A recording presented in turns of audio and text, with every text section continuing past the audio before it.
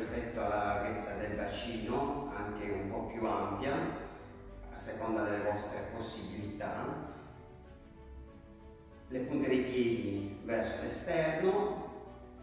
Inspiro, mi preparo il movimento, quando espiro scendo verso il basso, scendo fino a sentire una tensione che si genera a livello degli adduttori. Inspiro, espiro.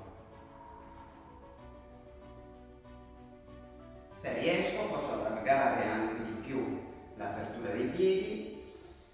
Inspiro, espiro.